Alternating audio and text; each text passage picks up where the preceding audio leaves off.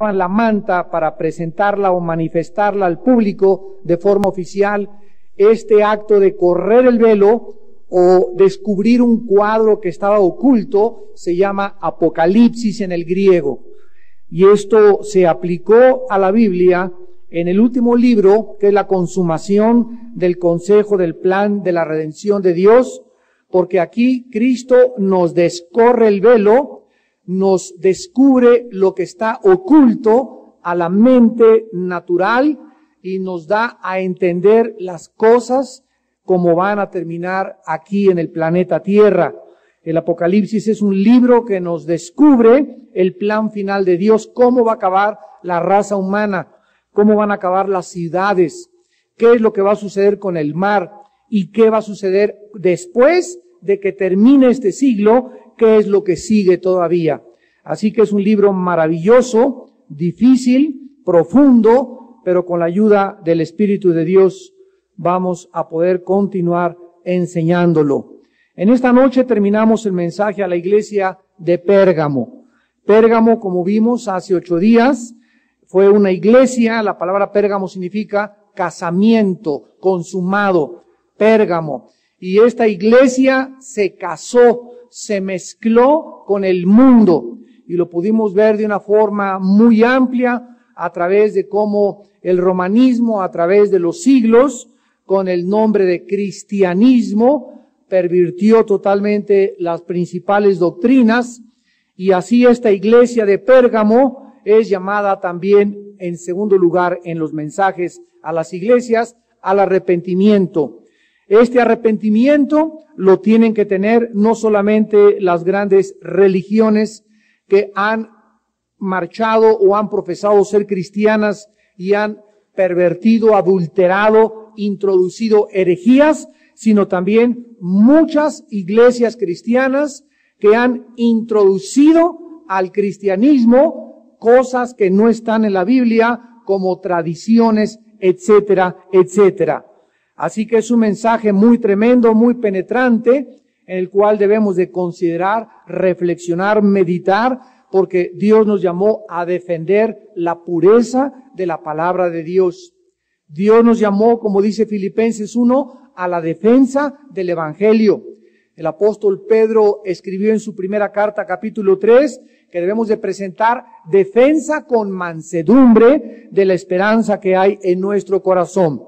Así pues, si nosotros no defendemos la pureza doctrinal, si nosotros no defendemos la palabra de Dios, si no amamos con todo el corazón las cosas que están escritas y estamos convencidos de que nuestra propia vida está aún de por medio hasta que podamos verdaderamente defender esto, no podemos llamarnos verdaderos vencedores, ni soldados de Jesucristo.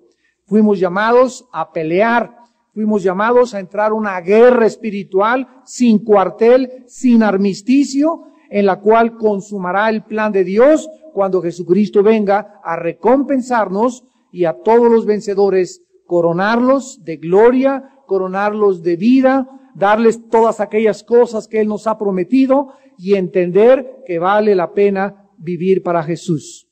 No se cansen pues de pelear, no te canses, no desmaye tu ánimo. Hay muchas cosas a nuestro alrededor que están obrando para hacernos desmayar, para desanimarnos, problemas en la familia, problemas en el trabajo, problemas con los países, problemas con la humanidad, problemas con el gobierno, pero nosotros tenemos diario que encontrar nuestro consuelo, nuestro descanso, el ánimo que nuestra vida necesita en los pies de Jesucristo.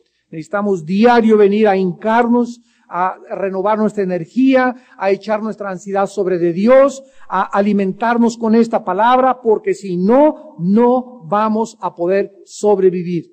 Vamos a caer al suelo, no vamos a ser vencedores y nos perderemos de todas aquellas cosas maravillosas que nos están esperando en esta vida y en la próxima también. Bueno, aquí en Apocalipsis 2. Versículos del 15 al 17, dice la Biblia, y también tienes a los que retienen la doctrina de los nicolaitas, la que yo aborrezco. Por tanto, arrepiéntete, pues si no, vendré a ti pronto, y pelearé contra ellos con la espada de mi boca. El que tiene oído, oiga lo que el Espíritu dice a las iglesias. Al que venciere, daré a comer del maná escondido, y le daré una piedrecita blanca, y en la piedrecita escrito un nombre nuevo, el cual ninguno conoce, sino aquel que lo recibe. En esta noche tenemos como título para terminar la iglesia de Pérgamo, el maná y un nombre nuevo. El maná y un nombre nuevo. Dice en el versículo 15, que Dios escribiéndole, o Cristo, al ángel de cada una de las iglesias, nos damos cuenta que cuando se le llama al arrepentimiento, se le llama al arrepentimiento en primer lugar al líder. Y tienes a los que retienen la doctrina de los nicolaitas. ¿A quién se están dirigiendo estas palabras en singular? No dice y también tienen, sino que está dirigido a los varones, a los líderes de las iglesias, a los pastores de las iglesias, a los que son jefes de familia, a los que somos padres de familia, a todos los varones a quienes se nos ha entregado, 1 Corintios 11:3, la responsabilidad de ser la cabeza. La cabeza. En una familia, Dios le va a pedir el 80% más al varón que a la mujer. Nos va a pedir como padres más al varón que a nuestra esposa. En la iglesia nos va a pedir más a los varones que a las mujeres.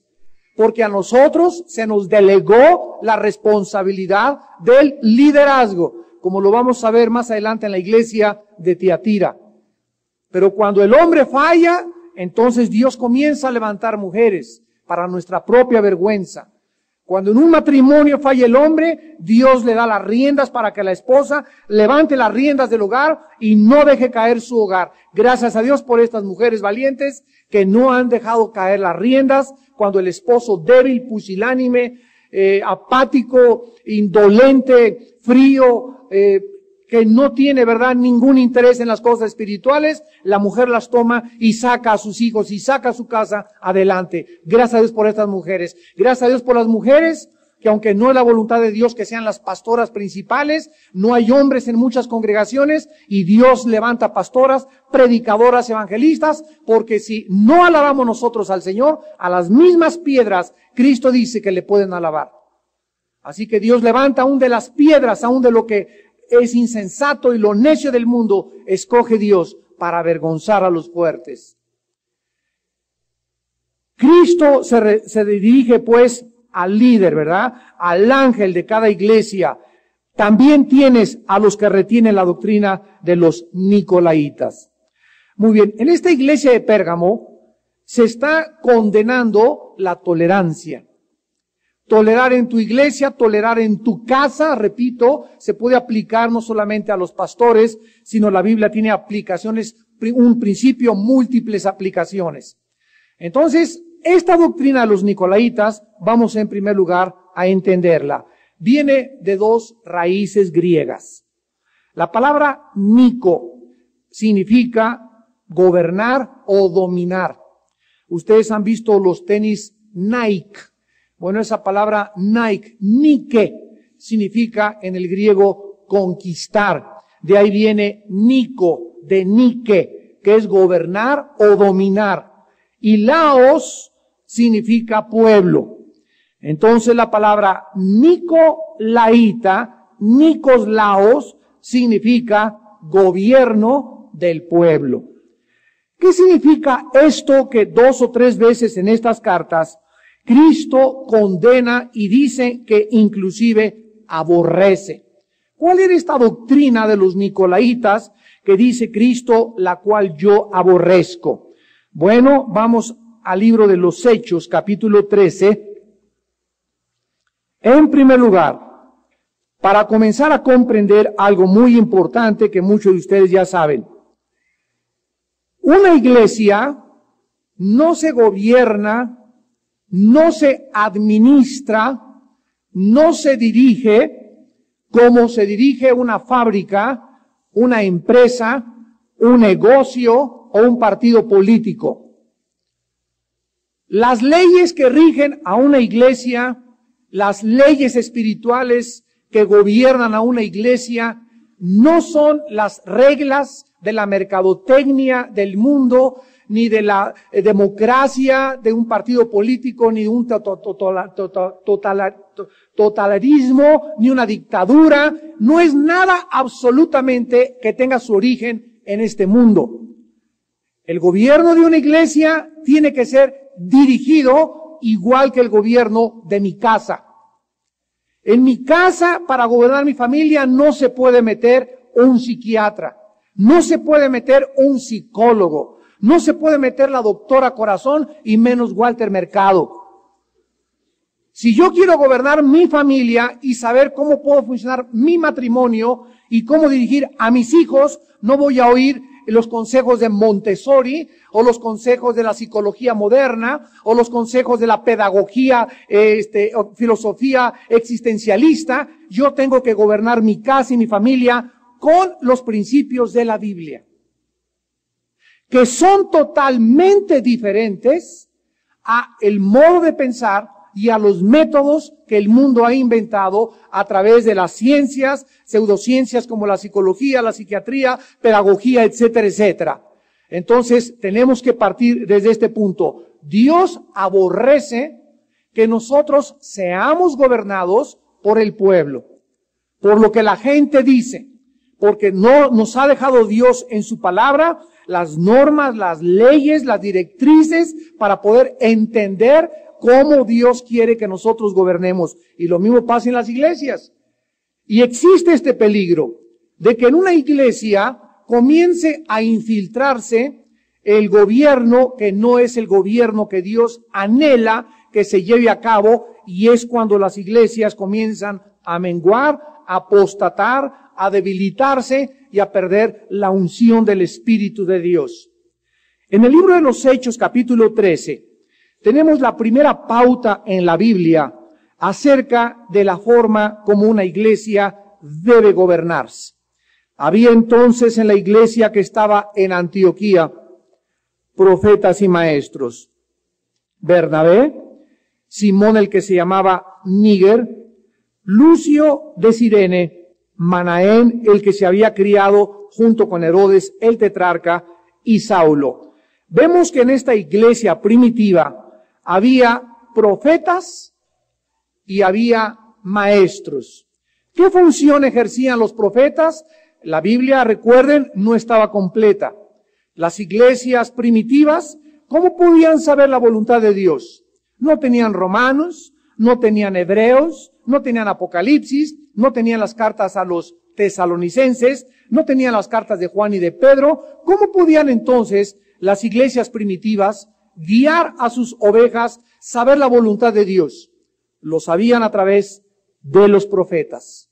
Mandaba Dios hombres que les decían: esta es la voluntad de Dios, así dice Dios, como cuando Pablo no quería ir por otro lado, quería ir a Jerusalén, y el profeta Agabo le dijo: no vayas, el Espíritu dice tal y tal cosa, y todo esto lo vemos moverse en el libro de los Hechos. Ahora bien, versículo 2. Ministrando estos al Señor y ayunando, dijo ¿quién? Vean ustedes cómo el Espíritu Santo le hablaba a quiénes: a los profetas y a los maestros, o sea, a los líderes de la iglesia. El Espíritu Santo se comunicó directamente con ellos con una orden: apártenme a Bernabé y a Saulo para la obra a que los he llamado. El Espíritu Santo puso y estableció la directriz. Cuando alguna persona vaya a ser llamada para irse de misionero, para ser pastor, para ser profeta, para ser apóstol, Dios levanta líderes antes que confirmen el llamado de esa persona. Nadie se autonombra de la noche a la mañana: pues aquí está mi iglesia, vénganse, comienzo a tener reuniones. Pues nadie se autonombra apóstol, nadie se autonombra profeta de la noche a la mañana. Esas personas surgen como líderes, comienzan a ser escuchadas, a ser vistas, la mayor parte de las veces salen de las mismas iglesias y los líderes de las iglesias confirman que ese hermano tiene el llamado al discipulado, al pastorado o al oficio al cual el Espíritu Santo lo haya escogido. Entonces, versículo 3, habiendo ayunado y orado, les impusieron las manos y los despidieron. Ellos entonces, noten por segunda vez, el Espíritu Santo los escoge y el Espíritu Santo los envía. Enviados por el Espíritu Santo. No por los líderes, sino por el Espíritu Santo. Descendieron a Seleucia y de allí navegaron a Chipre. Vemos pues que el diseño de Dios, desde el libro de los Hechos, es que la iglesia sea gobernada, al igual que tu casa y al igual que mi casa, por su Espíritu, operando a través de hombres escogidos por Él.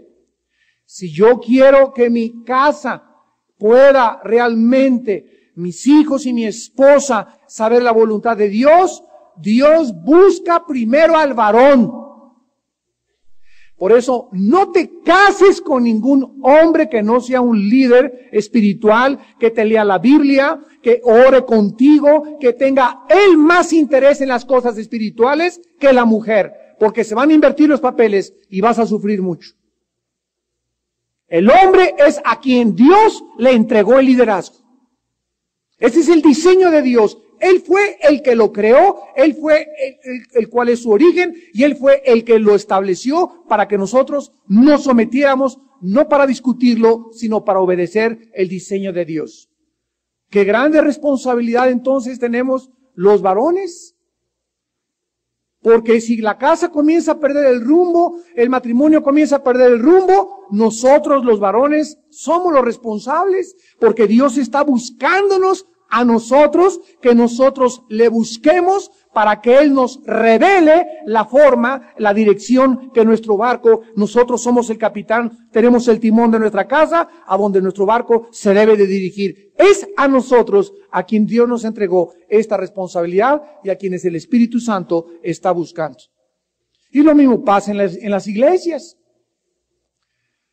Cuando comienzan iglesias a ser gobernadas por hermanitas, que se juntan en las casas, en estudios bíblicos, el Señor me dijo que vives en pecado, el Señor me dice que en la iglesia es esto, y Dios me dio una profecía, y cuando creemos que estas cosas son de Dios, comenzamos a ser guiados y dirigidos y manipulados por aquellas Jezabeles que se dicen profetizas y no lo son. No es la forma de Dios para dirigir nuestra vida. Un mensaje de un profeta es para confirmar algo que Dios me había puesto en mí, no para dirigir mi vida. Porque somos dirigidos por el Espíritu Santo, no por hombres y mujeres que lleguen y me dicen, el Señor me dice que te vayas a Chihuahua, que te vayas a hacer una cosa, a mí no me ha dicho nada. Llega una muchacha, me dijo que me casara contigo, y dice muchacha, a mí tampoco me ha dicho nada el Señor. Entonces tenemos que entender esto.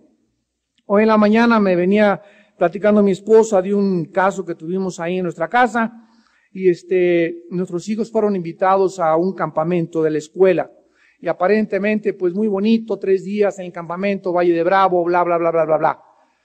Y mi esposa y yo nos comenzamos a orar, y sabemos por experiencia que cuando el diablo ataca a nuestros jóvenes sexualmente, los ataca antes de los 12 años para marcarlos para toda su vida. ¿Dónde es cuando comienzan las relaciones homosexuales? En los campamentos de los niños. ¿Dónde comienzan nuestras hijitas a ser manoseadas? En los campamentos de los niños, en los campamentos no cristianos. ¿Con quién sabes que se acuesta tu niño? ¿Cómo sabes que el niño de 10 años que se va a dormir con él en el sleeping bag no le va a brincar en la noche? ¿Cómo sabes que una de las maestras, cómo sabes que una de las encargadas, tú conoces las costumbres sexuales de ellos? Dios nos ha dado un discernimiento para que entendamos que el diablo nos va a pintar todas las cosas bonitas, etcétera, etcétera, y nosotros tenemos que tener el cuidado, la sensibilidad para poder saber cuándo darle a un hijo un permiso. Nosotros hemos escogido desde hace mucho tiempo, mis hijos no se van a dormir a la casa de nadie. De nadie.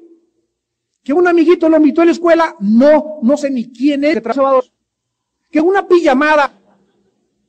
Hermanos en Cristo, se subir las antenas y no navegar con que nos digan babotas. Navegar en la vida, ¿verdad? Dice en Proverbios, el simple pasa y se deja llevar por el daño. El simple es la persona sin discernimiento, la persona que todo se lo cree. Ay, pues, ¿qué tiene de malo? Ay, pobrecito. Ay, pues, ¿qué les va a pasar? Pues no los puedo meter en una caja de cristal. Claro que no lo vas a meter en una clase de cristal. Y mejor que pienses que va a pasar algo malo antes de que creas que cualquier cosa es buena, sobre todo cuando son menores de edad. Tenemos que cuidarlos. Tenemos que defender nuestra familia. Y tenemos que tener el discernimiento para poder hacerlo. El Espíritu Santo envió a estos hombres para que ellos pudieran iniciar la obra de misioneros.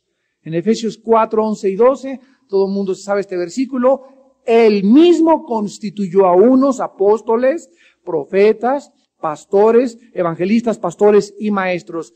¿Quién es el que le dijo, tú vas a ser apóstol, tú vas a ser profeta, tú maestro, tú músico, tú futbolista, tú basquetbolista? ¿Quién? No oigo. Dios.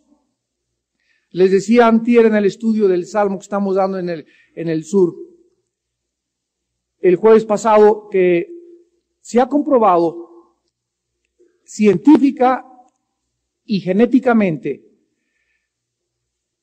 que los genes que traemos dentro de cada célula, que determinan, ¿verdad?, el color de nuestro pelo, la estatura, etcétera, etcétera, se acaba de descubrir que además estos genes que traemos dentro determinan muchas veces la potencialidad, la tendencia, la facilidad que una persona tiene para la pintura, otra para la música, otra para el básquetbol, otra para el fútbol, etcétera, etcétera.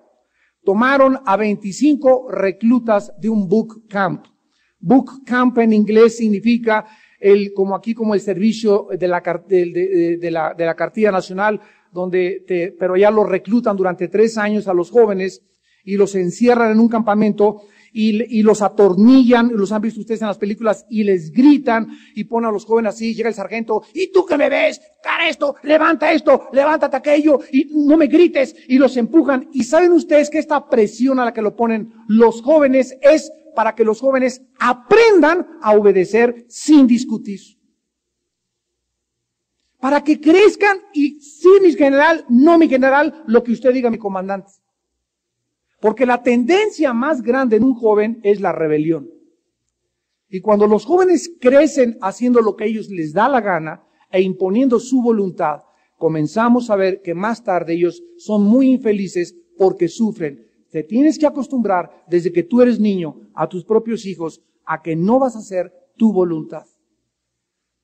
Necesitamos aprender a someternos.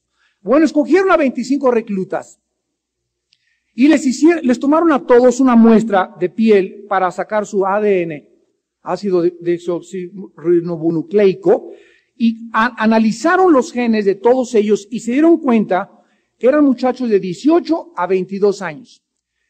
Había de estos 25 reclutas 4 muchachos que cuando corrían aguantaban 10 kilómetros y llegaban como si nada después de los 10 kilómetros.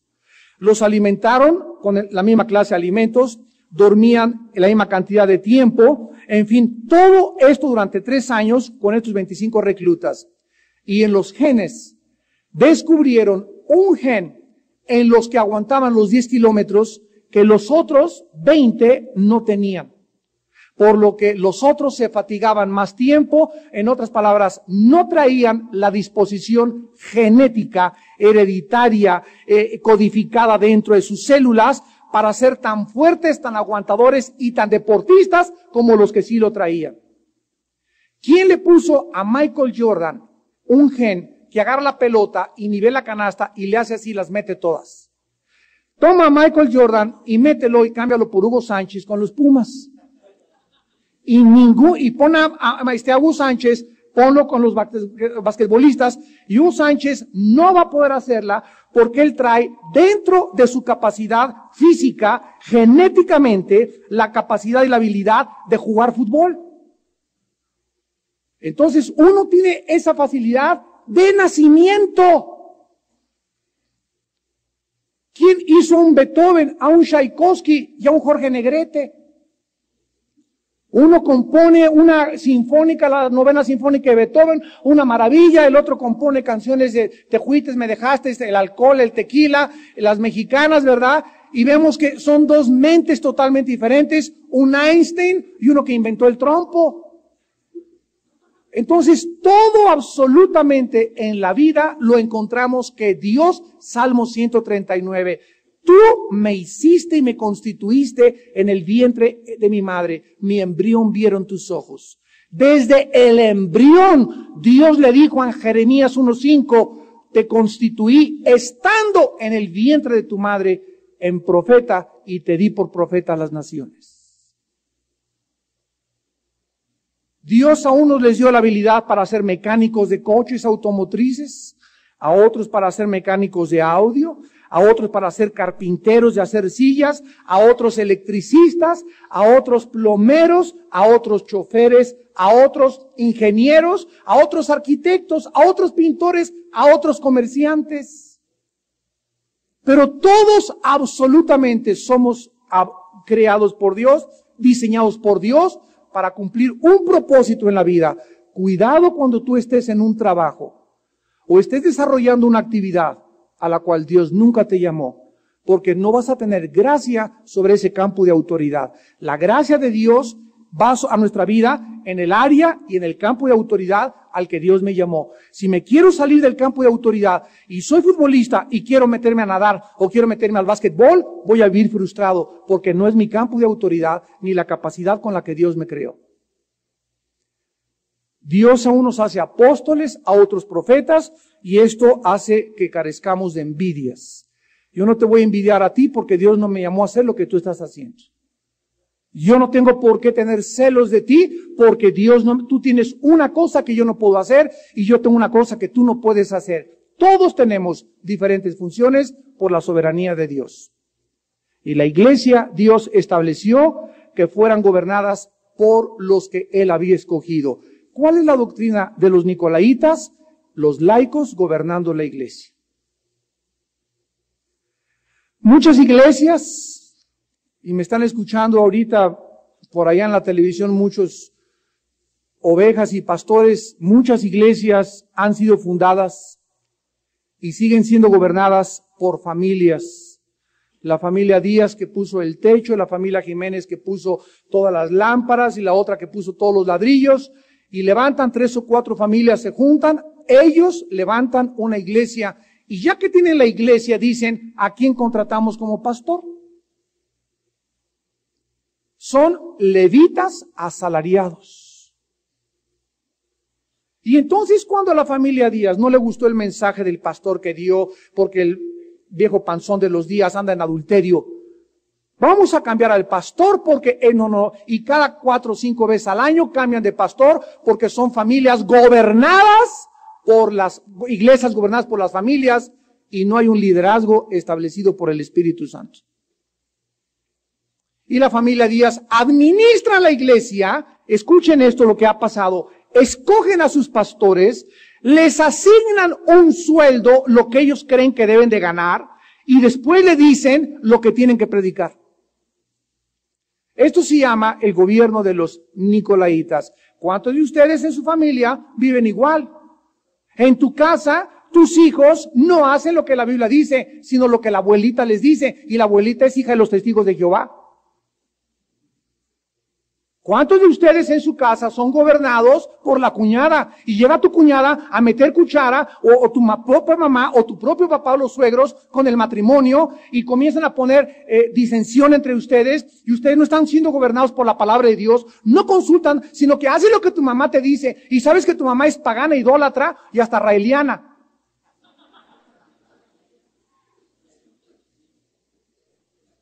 Dios no diseñó que fuésemos gobernados por nadie más que por Él. Y esto Dios lo aborrece. Miren ustedes en Isaías 29. Isaías 29. Lo que se le anticipó al profeta. Perdón, Isaías 30. Isaías 30. Versículos del 1 al 3. Isaías 30 del 1 al 3.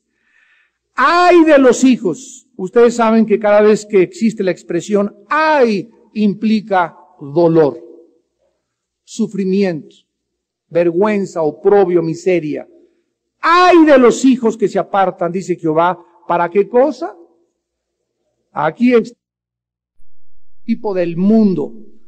Y la Biblia dice claramente aquí, cuando nos apartamos de Dios y pedimos consejo a la doctora corazón, al psiquiatra, al suegro que no son cristianos, al maestro, no importa quién sea, comenzamos a descender. Observen el versículo 2. Descendemos a Egipto. Ir al mundo a pedir consejo es descender. Y no han preguntado de mi boca para fortalecerse con la fuerza de Faraón. ¿A quién representa Faraón en el Antiguo Testamento? A Satanás.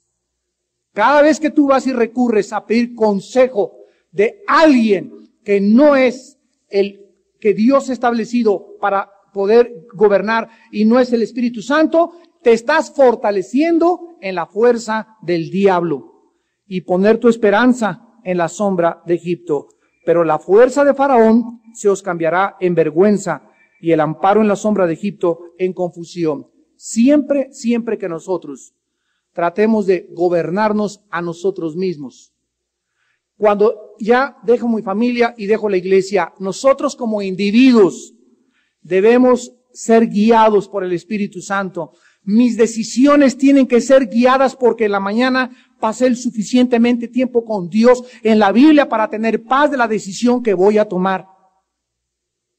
Y yo tengo, hay hermanos que, hermano, ¿qué hago? Y dependen, al pastor lo toman como un Dios y no hacen nada sin que el pastor les diga hasta con quién se casen. Y esto no es así, amadas ovejas. Dios no quiere que nosotros seamos guiados así. Les decía hace unos momentos que llegó esta niña a preguntarle a mi esposa y mi esposa le dijo, mijita, no vas a ir a ese campamento porque mamá, mi esposa le contestó, ve y tú pregúntale a Dios por qué estamos tomando tu padre y yo esta decisión. Se metió a su cuarto, estuvo orando y salió gozosa. Dios me dio una palabra, Eclesiastés 11, guárdate los pecados de la juventud que son vanidad porque la juventud es vanidad. Entonces yo te puedo decir una cosa, mira, toma esta decisión, hermano, pero Dios te la tiene que confirmar a ti. Tú no puedes estar siendo llevado por las decisiones. ¿Y qué quiere que haga? ¿Querrá Dios que vaya a Guadalajara, pastor? ¿Y querrá Dios que me case con esta, pastor? ¿Y qué debo hacer en aquella cosa, pastor? Pregúntale a Dios. Yo te puedo decir, mira, hay principios en la Biblia. Es todo lo que un pastor te puede decir. Pero la última decisión tú la tomas. Porque es tu responsabilidad delante de Dios. Y cuando no tomamos y asumimos esta responsabilidad, somos desviados del camino y sacados de la obra de Dios. Ahora en Apocalipsis, versículo 16, Cristo, ojalá que hayan entendido esto, que se aplica como individuos, como familia, como iglesia, la doctrina de los nicolaitas, ser gobernados por extraños, en otras palabras, y no por la palabra y el Espíritu. Dios te manda que te arrepientas. Arrepiéntete. Arrepentirse es darnos una vuelta de 180 grados hacia Dios. El Señor exige un arrepentimiento inmediato. Pues si no, el descuido de no obedecer.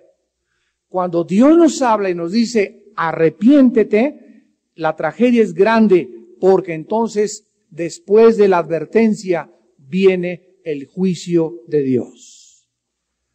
Dios a nadie juzga sin antes haberle advertido tal vez 2 o 3 veces, párale, ya bájale, llévatela suave, ya detente, te has pasado muchos altos, el 5º alto va a venir un camión y te va a hacer papilla. Tenemos que entender que Dios es un Dios amante que nos habla a través de su palabra. Y lo dice con el versículo que sigue, porque si no te arrepientes, pelearé contra ellos con la espada de mi boca. Aquí el líder tiene que arrepentirse de las decisiones de estas familias en su iglesia, y si no, Dios a ellos va a mandarles a un predicador, tal vez en este momento sea yo este instrumento, a que les diga a esas familias, dejen a ese pastor tomar las decisiones solos. No gobiernen y traten de gobernar. Mujeres, no traten de gobernar a sus esposos. No traten de tomar el control que no les pertenece. Familiares que están metiéndose con sus matrimonios en sus casas, no se metan con ellos toda la vida. Porque necesitan los matrimonios pelearse entre ellos, ayudarse entre ellos y conocer entre ellos sus conflictos y aprender a traerlos a Dios. Podemos aconsejarlos como padres, pero no vivir detrás de ellos y meternos en todos sus problemas al grado que ya sea la suegra la que gobierna ese hogar. ¿Cuántos divorcios no se han llevado a cabo por esta situación? Arrepiéntete. Porque si no, Dios va a pelear contra ti con la palabra de su boca. Y el versículo 17, finalmente el Espíritu Santo le habla a los que en este momento estén oyendo. Oír en el hebreo significa obedecer. Oír va asociado con obedecer. Porque muchos oyen y les entra por acá y les sale por allá. Por eso dice el que tiene oído, o sea, el que realmente esté escuchando este mensaje. El que realmente en este momento, Padre, gracias porque me estás iluminando, es tu verdad, es tu palabra, yo ya no quiero ser igual, quiero cambiar, quiero ser cada día mejor, quiero tener tu temor, Padre, en mi corazón, quiero obedecerte, quiero hacer tu voluntad, quiero ser bendecido. Estos son los que oyen. Y no aquellos que con una actitud despectiva, ¿verdad? Lo estamos viendo los domingos en la parábola del sembrador, se ríen, se carcajean, viene el diablo y se lleva la semilla, y pasado mañana eres la misma persona. No has sufrido cambios drásticos. Tu vida no ha sido revolucionada ni transformada de una forma extrema por tu falta de decisiones en la vida. Y por eso estamos llenos de cristianos que tienen 10 años en la iglesia, 15 años en la iglesia y son los mismos. ¿Tú los has de conocer? Ahí está la misma hermana de hace 15 años. Jetona, amargada, rencorosa, chillona, chismosa, carnal, y no ha cambiado en 15 años. Ahí está el mismo hermano, adúltero, panzón, borracho, parrandero, engañador, transando, el mismo, y tiene 10 años asistiendo a la iglesia. Y Jesús vino a cambiar nuestra vida, a revolucionar nuestra vida, a hacernos en criaturas nuevas, diferentes, amorosas, santas, puras. Y si no hay estos cambios dentro de nosotros, mentira que somos sus hijos, mentira que somos su familia, no es cierto. Y para ello está toda la primera carta del apóstol Juan, donde dice continuamente, el que dice que cree en Cristo debe andar como él anduvo. El que dice que anda en la verdad y anda en tinieblas es un mentiroso y no practica la verdad. Toda esa carta fue escrita para los que dicen de la boca para afuera. ¿Qué promesa se hace a todas aquellas personas que venzan? En primer lugar, le dice que dará de comer del maná escondido. Y en segundo lugar, una piedrecita blanca y en la piedrecita escrito un nombre nuevo, el cual ninguno conoce, sino aquel que lo recibe. En primer lugar, vamos a analizar el maná. Vayamos al libro del Éxodo, capítulo 16. ¿Qué significa el maná? ¿Qué es esto del maná? Que a los que venzan, a los que no se dejen gobernar por el mundo, ni como individuos, ni como familia, ni como iglesia, esos son los vencedores. Los que cuando Cristo venga no eran gobernados por el mundo, sino por su espíritu. Estos son los vencedores. Ellos van a tomar este maná. ¿Qué significa? Dice el versículo capítulo 16 de Éxodo, versículo 14 y 15, y cuando el rocío cesó de descender. He aquí sobre la faz del desierto una cosa menuda, redonda, menuda como una escarcha sobre la tierra. Y viéndolo los hijos de Israel, se dijeron unos a otros, ¿qué es esto? Quiero decirles que la palabra maná significa ¿qué es esto? Esto es lo que significa la palabra maná, ¿qué es esto? Porque no sabían qué era. Entonces Moisés les dijo, es el pan que Jehová os da para comer. Los judíos, al entrar a un desierto, sin carnicerías, sin cafeterías, sin talleres mecánicos, sin zapateros, sin proveedores de agua, sin nada absolutamente más que escorpiones, desierto, sol y arena, 40 años, más de 2 millones de personas peregrinando por ese desierto.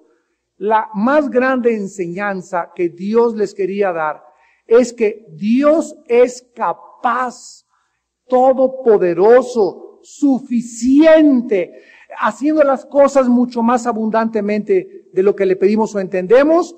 Dios es capaz, al Dios que servimos, de traernos por lugares donde no haya provisión, donde no haya dinero, donde no haya alimento y sostenernos. ¿Y qué hizo Dios para comenzar a mostrarles eso? Pues comenzó a caer del cielo. Vean ustedes ahora el versículo 31 y 32 de Éxodo 16, versículo 31 y 32. Y la casa de Israel lo llamó maná, ¿verdad? Repito, significa, ¿qué es esto? Y era como semilla de culantro blanco y su sabor como de hojuelas con miel. Así sabía como a miel. Y dijo Moisés, esto es lo que Jehová ha mandado, llenad un gomer de él, guardadlo para vuestros descendientes, a fin de que vean el pan que yo os di a comer en el desierto, cuando yo os saqué de la tierra de Egipto. Muy bien, durante casi la mayor parte del peregrinar en Egipto, los judíos comenzaron a depender a que cayera este alimento del cielo. Repito, no había tiendas donde comprar un refresco, no había nada. No podían ya depender de nadie más que de Dios. Y Dios les dijo, por favor, Moisés, que nadie guarde de más para el otro día. O sea que caía a diario el maná y cada quien tenía que juntar solamente para lo que el día le iba a alcanzar. Pero había muchos que decían, ¿y si mañana no cae? Entonces comenzaban a guardar de más en las cubetas, y a las personas que hacían esto, completamente podrido el maná, se les echaba a perder. Como un juicio y un castigo de Dios. ¿Por qué? Porque Dios quería enseñarlos a que dependieran diario de Él. El pan nuestro dice así, el Padre nuestro dice así, el pan nuestro de cada día, dánoslo hoy. Jesús le dijo en Mateo 6 a los discípulos, no se afanen por mañana. ¿Qué comeré? ¿Qué vestiré? ¿Dónde trabajaré? Hoy Dios te ha dado de comer. Hoy tienes con qué taparte. Hoy tienes donde dormir. Mañana a lo mejor ni amaneces. Entonces, no traigas a tu vida preocupaciones. No te ocupes antes de las cosas que ni siquiera han sucedido, porque te estás preocupando de algo que a lo mejor no sabes qué va a pasar. Depende de mí para que mañana, hoy acuéstate como angelito, acuéstate alabando al Señor, mañana Dios te proveerá, mañana te preocuparás, hoy duerme tranquilo, no te quite el sueño, el afán, por nada estén afanosos. Esta es la vida que Dios nos ha venido a dar, una vida de confianza en Él. Una vida de seguridad en sus promesas. Una vida donde comenzamos a practicar esto y a descubrir que eso es vivir. Vivir es vivir tranquilos. Eso es vivir.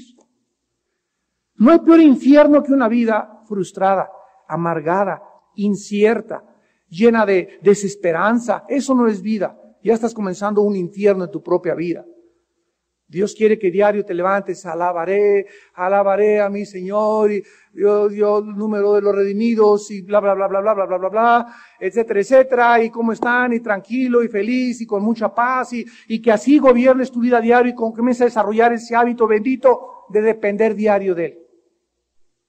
No trates de, al banco, y si mañana, y la inflación, y el dólar está a 11 pesos, échale más al banco. Cristo dijo, no inviertas tu dinero donde el orín y la polilla corrompen.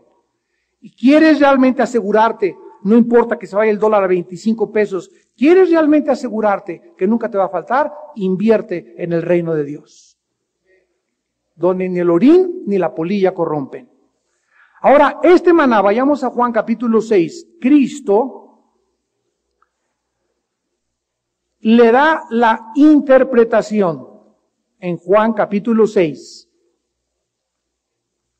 Cristo nos interpreta lo que significaba ese alimento del cual Dios les hizo depender bajo el antiguo pacto. Y en Juan 6, versículo 32,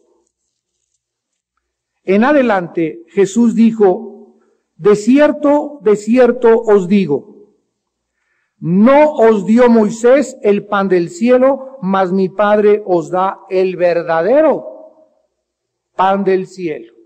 En otras palabras, lo que Moisés le dio a Israel no era el verdadero pan. El pan que Moisés le dio a Israel era un pan físico. Ahora Jesús dice, les voy a mostrar un pan más importante, porque si a ellos no les faltó en el desierto ese pan, quiero decirles, versículo 33, porque el pan de Dios es aquel que descendió del cielo y da vida al mundo. Le dijeron, Señor, danos siempre este pan. Jesús les dijo, yo soy el pan de vida. El que a mí viene nunca tendrá hambre, y el que en mí cree no tendrá sed jamás. Jesús nos dice en esta noche, Dios mi Padre quiere que tú diario me comas. Jesús quiere que diario nos alimentemos de Él. ¿Dónde encontramos este alimento, que es Jesús? En las páginas de las Sagradas Escrituras en la Biblia. Diario Dios quiere que venga y coma de Él. Y me alimente con la Biblia, y pase tiempo con la Biblia, porque lo que comí hoy, así como el pan y la cena que hoy comí, hace la digestión, y mañana tengo que desayunar, y depender otra vez del alimento físico para alimentar mi cuerpo físico. Diario tenemos que depender de comer este pan, que es la vida de Jesús. Todos ustedes que han descubierto a Jesús como su alimento, como su verdadero pan, están satisfechos. No tienen un vacío ni un hueco aquí adentro. La gente que no tiene a Jesús y que no come diario de este pan, vive vacía. Tiene un vacío y lo quieren llenar con sexo, lo quieren llenar con alcohol, lo quieren llenar con drogas, lo quieren llenar con dinero, lo quieren llenar con diversiones, lo quieren llenar con tantas cosas que no caben aquí ni jamás te van a llenar, porque el verdadero pan, el verdadero alimento, por lo cual debemos depender de Dios, se llama Jesús. Ahora, cuando Dios dice en Apocalipsis capítulo 3 que el que venza comerá este maná, ¿qué significa? Que por toda la eternidad después de muertos, aun cuando en esta vida dependemos de Jesús para que Él nos alimente, en la otra vida también seguiremos alimentándonos de la vida de Jesús. Jesús es, desde el momento de nuestra salvación, nuestro alimento en esta vida temporal, y por toda la eternidad será mi alimento espiritual. Veamos rápidamente esta verdad en Isaías capítulo 2, cuando en el milenio todos los pueblos y todas las gentes vendrán a alimentarse de Jesús. Dice Isaías capítulo 2, versículo del 2 al 3. Acontecerá en lo postrero de los tiempos, que será confirmado el monte de la casa de Jehová como cabeza de los montes. Ustedes saben que este monte es el monte de Sión, donde está construida Jerusalén. Y será exaltado sobre los collados y correrán a él, ¿quiénes? Todas las naciones. De acuerdo a este capítulo y a Apocalipsis 21 y 22, van a haber naciones otra vez después de que acabe este mundo y reinemos con Cristo. Van a haber naciones otra vez, pero ahora sí con gobernantes puestos por Cristo y por gobernantes llenos del Señor. Y versículo 3, y vendrán muchos pueblos diciendo, venid y subamos al monte de Jehová, a la casa del Dios de Jacob, y nos enseñará sus caminos. Observen, después de esta vida, en el milenio, seguiremos aprendiendo.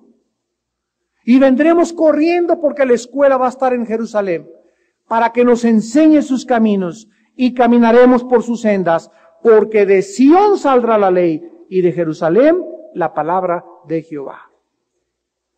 ¿Quiénes tendrán este privilegio? Aquellos que en esta noche no permitan que el mundo los gobierne. Aquellos que no permitan que ser influenciados por filosofías extrañas, como dice Colosenses 2:8, mirad que nadie los engañe con filosofías extrañas. Aquellos que no dejaron permear su mente por Marx, ni por Carlos Darwin, ni por Nietzsche, ni por el Che Guevara, ni por Hussein, ni por Castro, ni por ningún filósofo del mundo. Aquellos que fueron transformados y renovados en su manera de pensar por la bendita, eterna, incorruptible palabra de Dios. Y termina Apocalipsis 2, en la iglesia de Pérgamo, diciéndole que les promete una piedrecita blanca. Veamos en primer lugar en Apocalipsis 7, versículo 9, todas las veces donde aparece el color blanco. ¿Qué significa la piedra blanca, la piedrecita chiquita blanca? En Apocalipsis 3:5 ya vimos vestiduras blancas. En Apocalipsis 7:9, después de esto miré una gran multitud, la cual nadie podía contar, de todas las naciones y tribus y pueblos y lenguas que estaban delante del trono y en la presencia del Cordero, vestidos de ropas blancas. Apocalipsis 19. Ahí en el cielo, Juan ve a todos los santos vestidos de blanco. Apocalipsis 19, versículo 8. Y a ella se le ha concedido que se vista de lino fino, limpio y resplandeciente, porque el lino fino es las acciones justas de los santos. Sabemos que el lino, ¿verdad?, es de color blanco. Versículo 14. Y los ejércitos celestiales vestidos de lino finísimo, blanco y limpio le seguían en caballos blancos. Y en Apocalipsis 20, versículo 11, vi un gran trono blanco. ¿Qué significa el blanco? Dos cosas: la pureza de lo celestial. La pureza de lo celestial. Vestiduras blancas, túnicas blancas, lino blanco, el mismo trono donde está sentado Dios es de color blanco. Esta piedrecita blanca se deriva su significado de la manera como los habitantes del Imperio Romano eran admitidos gratuitamente a los espectáculos. Así como si ahora vas a entrar al Estadio Azteca, hay colas y te dan un boleto. A las personas que se les admitía gratis en los coliseos romanos, se les entregaba a la entrada una pieza de pan y una forma de piedrecita blanca.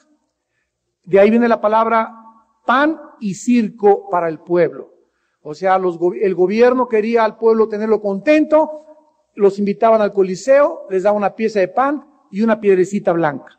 Esta piedrecita blanca parece indicarnos, ¿verdad?, que el vencedor tenía una entrada libre a esta celebración relacionada con el Imperio Romano. Y esta entrada gratis era una piedrecita blanca. Los que tenían la piedrecita blanca podían entrar gratis. A los que no se les daba una pieza de pan y a otros se les daba la piedrecita con la pieza de pan. En el Antiguo Testamento, cuando alguna persona adquiría una nueva función, se le cambiaba el nombre. Por ejemplo, Abraham se le fue cambiado a Abraham, padre de muchas gentes. Jacob, que significa el tranza o el engañador, se le cambió el nombre a Yisrael, que significa el que lucha al lado de Dios. Isaías, en el capítulo 62, lo voy a ver rápidamente, versículo 2, dice Isaías 62:2, entonces verán las gentes tu justicia y todos los reyes tu gloria, y te será puesto un nombre nuevo que la boca de Jehová nombrará. Simón le fue cambiado el nombre a Pedro, que significa piedra. Saulo se le cambió el nombre a Pablo, que es pequeño. ¿Tú cómo te llamas? ¿Celedonio? ¿Policarpio? Cualquiera que sea tu nombre y mi nombre, nos fueron puestos por nuestros padres terrenales que tal vez no eran cristianos. Es muy importante que los padres cristianos les pongan a sus hijos un nombre bíblico. Es muy importante. Porque el nombre en la Biblia habla del carácter de la persona. El carácter de la persona. ¿Cómo es esa persona? Jacob era tranza, ahora Israel era el que luchaba al lado de Dios porque venció. ¿Se acuerdan de la historia de los patriarcas que dimos aquí también los martes? Cuando Dios dice que se nos va a cambiar el nombre en la otra vida, lo explica Primera de Juan capítulo 3. Versículo del 1 al 3. Mirad cuál amor nos ha dado el Padre para que seamos llamados hijos de Dios. Por esto el mundo no nos conoce porque no le conoció a Él. Amados, ahora somos hijos de Dios. ¿Cuál es el nombre que todos los cristianos tenemos ahora? Ya no nos conoce nadie por Armando, Panchito, Conchita, Lupita. Esos son los nombres que cuando vayamos a la otra vida no nos vamos a llamar con el nombre que teníamos aquí. Porque en la otra vida se nos va a asignar una función, se nos va a asignar un ministerio. Unos van a ser presidentes de una nación, otros gobernantes, otros van a ser sirvientes, otros van a estar avergonzados, pero va a haber muchas cosas. Y la función que Dios me dé a mí y te dé a ti en la otra vida estará relacionada con el nombre nuevo que se te va a asignar. Dice la Biblia en el versículo 2, amados, ahora somos hijos de Dios, y aún no se ha manifestado lo que hemos de ser.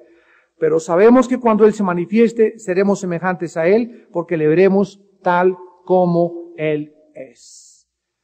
Hasta que estemos enfrente de Cristo, nos veremos al espejo, no tendremos cicatrices, ni tendremos envejecimiento, ni nariz de albóndiga, ni orejas de papalote, ¿verdad? Ni nada. Estaremos perfectos delante de Dios, un nombre nuevo, totalmente nuevos, no volveremos jamás a llorar, no volveremos a tener tristeza de nadie, no vamos a extrañar a nadie nunca más, vamos a ser pastoreados por Cristo y el nombre que se nos entregará estará en proporción a lo que conquistamos y a lo que vencimos en esta vida. Las recompensas que nos esperan después de esta vida son maravillosas. Por eso no os canséis de hacer el bien, ni desmayéis, ni dejéis de sembrar. Estad firmes y constantes, amados hermanos, sabiendo que nuestra obra en el Señor nunca será en vano.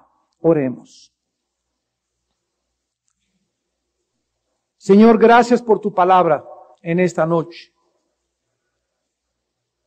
Gracias porque nos has llamado a ser gobernados por el Rey, por las leyes del reino y no las leyes e imposiciones humanas, por las filosofías y los consejos y las conclusiones de hombres carentes de entendimiento, corruptos de la verdad. Te damos gracias porque ahora nuestra mente debe ser renovada, transformada, revolucionada con tu palabra. Y esto solamente podrá ser posible cuando mirando a cara descubierta la verdad, seamos transformados de gloria en gloria por el mismo Espíritu a la semejanza de tu Hijo Jesucristo. Padre, te damos gracias porque eso es lo que tú nos mandas, que meditemos día y noche en tu palabra. Porque el poder del cambio en nuestra mente está en la Biblia. Los consejos de la Biblia, la dirección de la Biblia, mediante tu Espíritu Santo, siempre nos llevará a la verdad. Porque las sendas de Jehová son misericordia y verdad a todos los que temen su nombre.